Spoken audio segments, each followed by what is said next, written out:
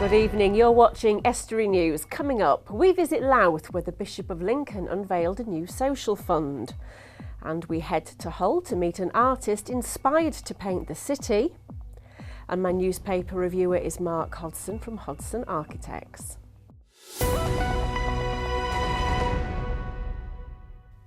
Welcome to Estuary News, I'm Emma Lingard, but first it's over to Dan Kemp for the news headlines.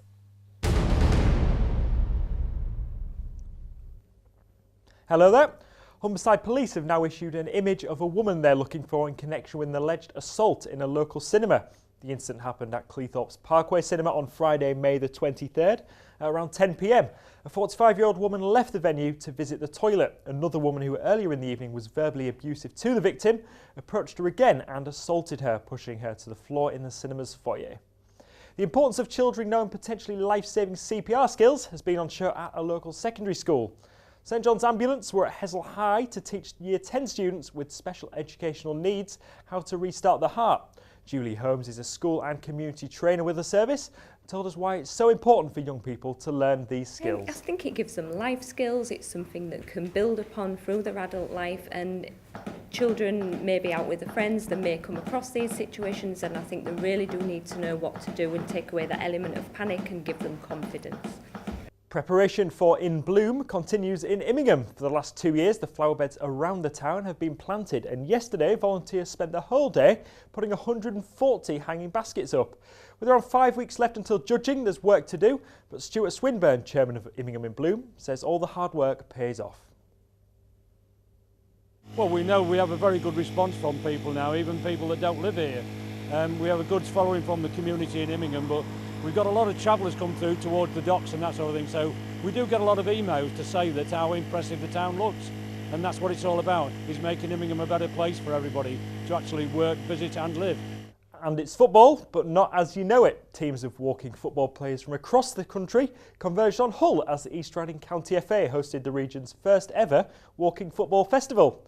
The one-day event saw teams from as far afield as Manchester, Chesterfield and Scarborough come together for the first time and showcase their talent. Local-based players from the Cottingham Rangers Walking Football Club competed against some established teams, but unfortunately the mature dribblers from Cottingham didn't have enough to overcome the eventual winners, Lifeline FC from Manchester. That's all from me for now. If you've got any news for us, then don't hesitate to get in touch by calling Grimsby 01472 31553, emailing news@estuary.tv or by searching for us on Facebook or Twitter at Estuary TV. Bye for now. A new fund has been created in Lincolnshire under the Diocese of Lincoln. The scheme is called the Bishop of Lincoln Social Justice Fund, and it's hoped it will act as a catalyst to both churches and community groups to become involved in building sharing communities. The fund is quite substantial, as Richard Morris found out. £1 million will now be available to local organisations across the Diocese of Lincoln area. But as the Bishop of Lincoln, the Right Reverend Christopher Lowson, admits, it is not the largest amount of money in the grand scheme of things.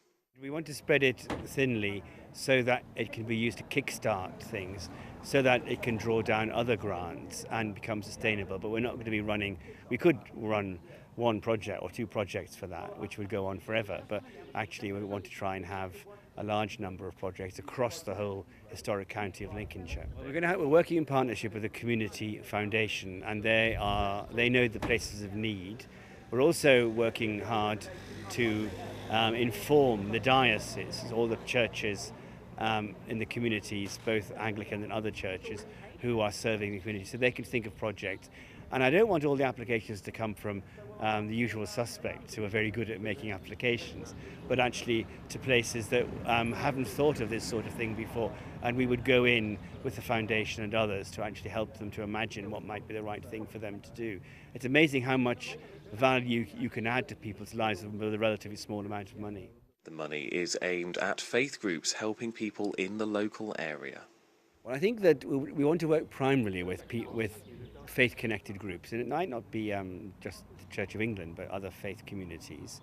But the recipients of the service that's provided would be anyone who needed that service. It's not going to be limited to just church people. Indeed, the whole point of this is that we're reaching beyond ourselves, beyond our gathered communities, that were here in church on Sunday to actually the wider community who are in more need than most people in our churches are. The fund will be available primarily to projects dealing with social cohesion, isolation, poverty, older people and children and young people. Now it's time for our weekly newspaper review, and joining me in the studio is Mark Hodson from Hodson Architects. Mark, welcome to the show. Hello. We've given you a big pile of papers today Yeah. to go through. Some of them I've never read before, by the way, as well. I have to acknowledge that. Always a first time, isn't there? The first story you've chosen, I believe it's in the Grimsby Telegraph, It is. isn't it? And it's about the new leader of, is it North East Lincolnshire Council? It is, we're yes. looking It's at? from the Grimsby Telegraph, a great paper, obviously, from today, Friday the 5th. And it's about Ray Oxby becoming our new leader of the council Of to course. succeed Chris Shaw, who did Yep. a great job, I think. And Ray, some people may not know, used to be head of planning, the planning Right, department okay. at North East Links Council.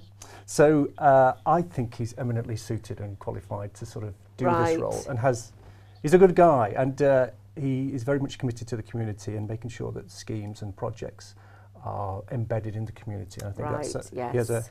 he has a good starting point, good foundation to his sort of methodology in that sense. Yeah. But a key issue, of course, and it's something we've always suffered from as people in Grimsby and North East Lincolnshire, is which way do we face? Do we face to the north yeah. and Hull and the Humber, or do we look south towards Lincoln and the Kesteven areas? Yes, yes. And I think the debate has reared its head again, particularly, I guess, as a generator around the renewables industry, the sector, and the fact that we've now recognised the Humber as our God-given Yes. asset. Yeah, And yeah. so many initiatives now are coming forward around Hull and on the South Bank.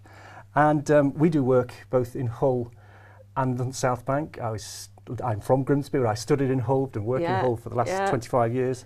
And I see this pan-Humber situation as something I'm very comfortable with it. Right, So- I was going to say there's a lot of people that still remember the days of Humberside, which unnerves them slightly, Yeah. doesn't it? But like you say, with what's happening in the region, there are some fantastic opportunities arising now, aren't there? Right, and obviously they focus on the Humber, but I think what it takes is, say, this God-given asset that we've had, which obviously enabled the fishing industry to become the world leader. Yes. It's still there, and it's still able to fill that function, supporting the offshore wind farms.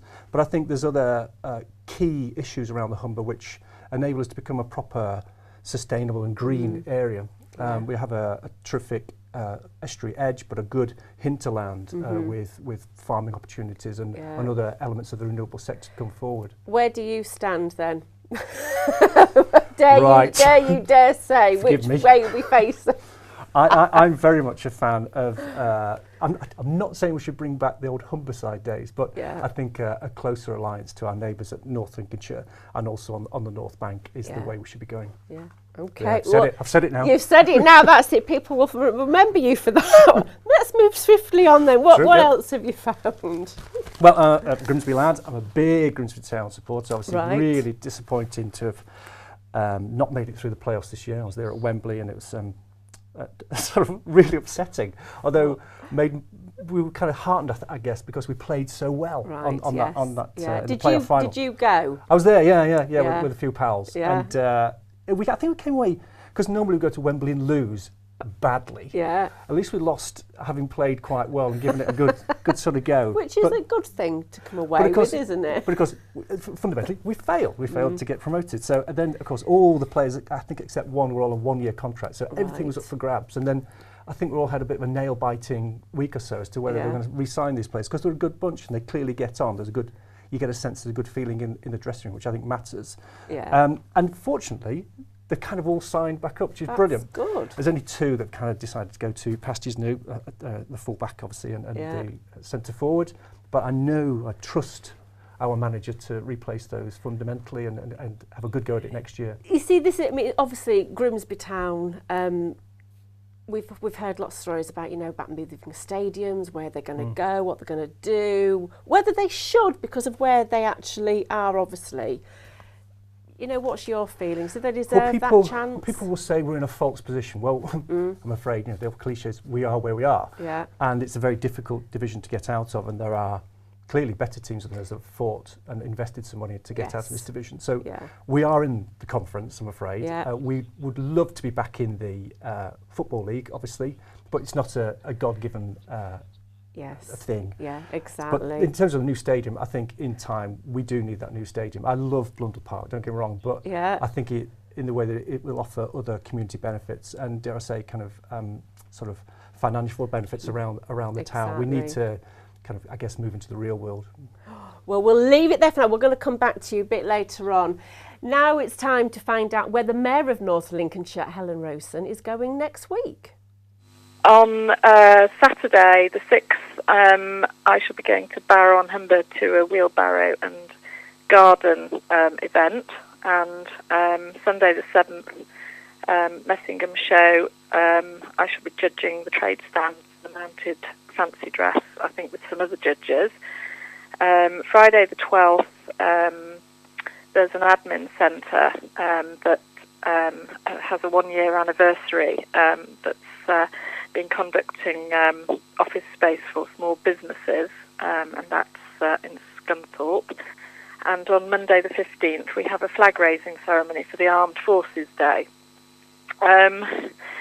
So I'm obviously quite excited about this challenging role that I shall be representing and promoting North Lincolnshire and the council. And my charity for the year is the Lindsay Lodge Hospice, which is obviously based in Scunthorpe, and it's a very good charity, as all charities are. But you know, there just has to be one that is outstanding. And to me, this is, because I know that all the money that people give does go to that, and it supports our local people. And really, during my speech, I did say that it is my wish to promote small family businesses, such as, you know, I obviously am one myself because I run a family farm, and that I feel that if we spend our money locally, it promotes healthier communities that thrive together. You're watching Estuary News. I'm Emma Lingard. A volunteer-run home library service in partnership with Links Inspire is really helping people in the local area. It enables library service users who otherwise can't reach the services to get the books they want to read direct to their door. Richard Morris brings us more.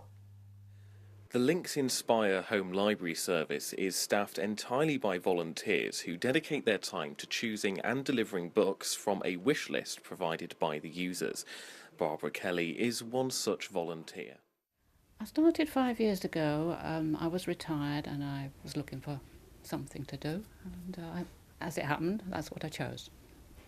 Well, over the years I've discovered how much I do get out of it, and I think most people would find the same thing. First thing is, you know that you're doing something for somebody who needs some help, and then you get into a sort of a extended group of people, people you visit, the readers, their families, people at the library, person I work with.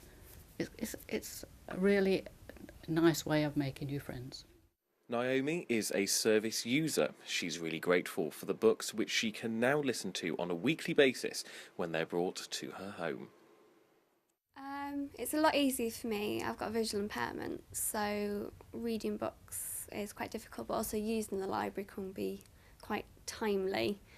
So it's nice for Barbara to come round. She's got to know me, so she knows kind of what books I kind of like, and it's also kind of the social kind of visit as well. So it's kind of like a personalised service. So obviously Barbara's got to know me, so she knows kind of particular titles that I might like or something like that. And obviously if they're in series as well, I can kind of listen my way through series.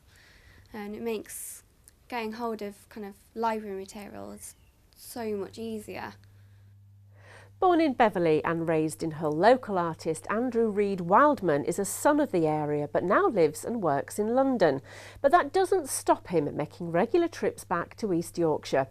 Andrew paints scenes around the area to help him to remember the times he had growing up and hopes one day to return to the city permanently. Dan Kemp went along to meet him.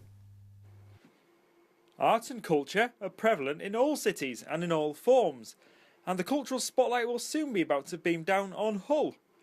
Andrew Reid Wildman is a local artist and has been painting for a relatively short period of time, and he's excited to be documenting the city at such an interesting time. For me, it's buildings. I just love buildings, it's almost like I want to be alone with the city and just have it to myself. Despite now living in the capital, Andrew visits Hull at least once a month, a place that he still calls home. I was born in Beverley, so I lived here until I was 6. And then when I was 6, we moved abroad. My dad had got a job in Luxembourg with the European Union, and we left and we never came back, and that kind of makes me really sad. So I think a lot of my work is nostalgia, and it's kind of like a need to reconnect with Hull and Beverley. So a lot of my earliest childhood memories are of this area. For example, across the road there's Hammond's department store. I used to go and see Father Christmas in there when I was 6. And Andrew has some favourite spots. He believes a city with so much heritage needs to be appreciated and likes the idea of documenting buildings while they're still there. White Friargate that's a road that draws me a lot as well because of the architecture. It's very mixed, but usually I prefer to paint buildings that are in a state of semi-dereliction. That often attracts me. I love the texture of it. I love the contrasts of materials as they start to decay. But also there's a sadness there, and I kind of want to capture these buildings before they're gone. Now, still with me in the studio going through the papers is Mark Codson. Mark, what else have we found? Something to do with fishing and Hull, isn't it? Yes, Hull are going to have some fishing heritage benches. They're going to be unveiled this week. And it just brought to mind the fact that when art, in this case, is kind of embedded in the community and is part of an ongoing story to tell and has a good nod towards the past, yes, they can become more meaningful and maybe more respected. And I think that's particularly true of our own Fisherman's Memorial statue in St James Square here in Grimsby, which clearly was a labour of love for many people to bring that to fruition. But it's a well-respected piece of art. It's become a focal point for local families and communities. And I think that's sometimes the way that art should be placed in particularly in the civic arena, where people do feel a connection with it.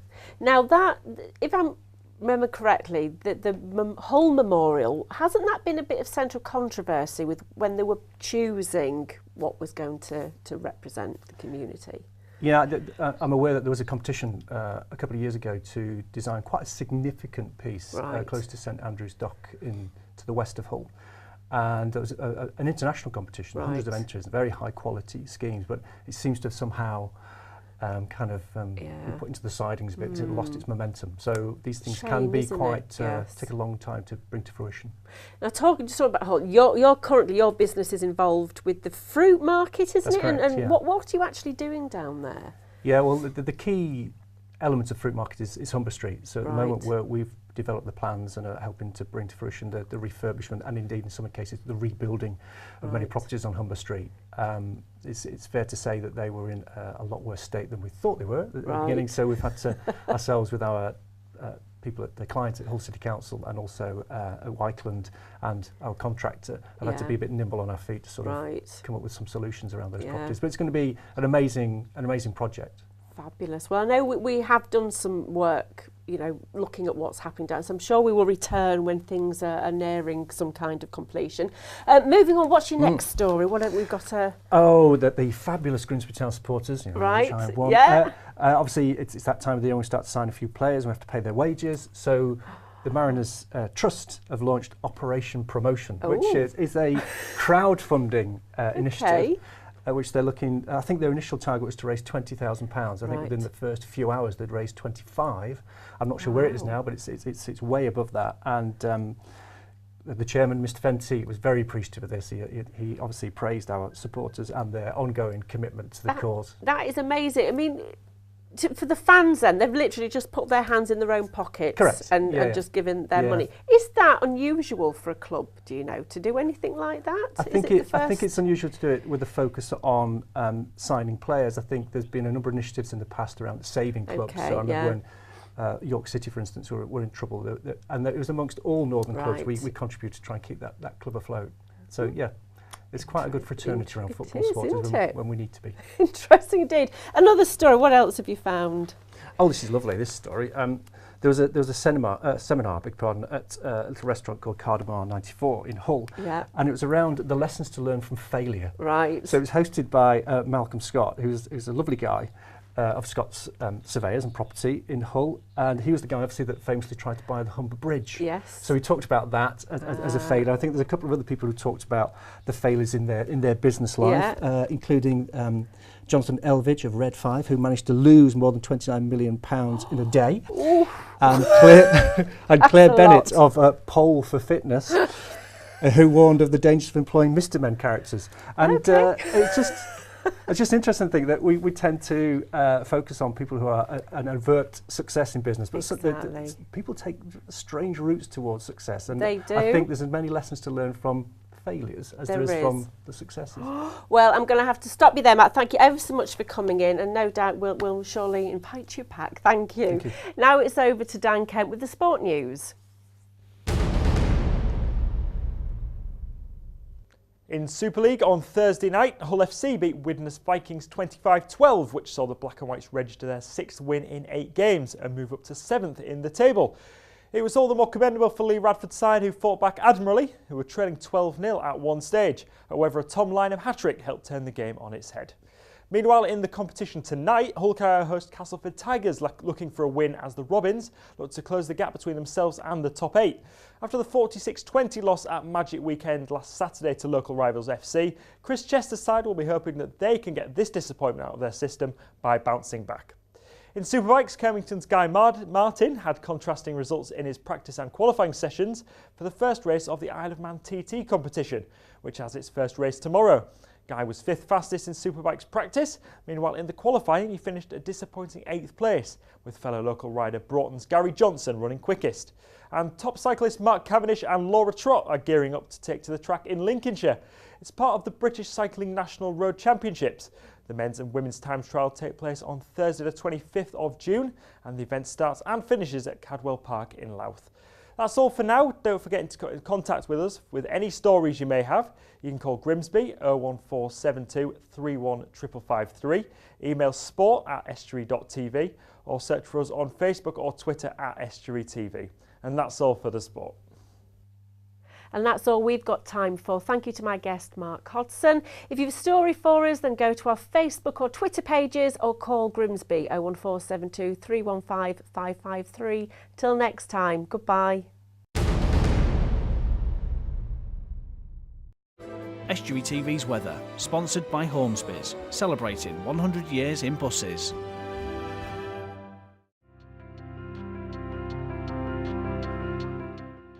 Hello and welcome to Estuary TV's weather.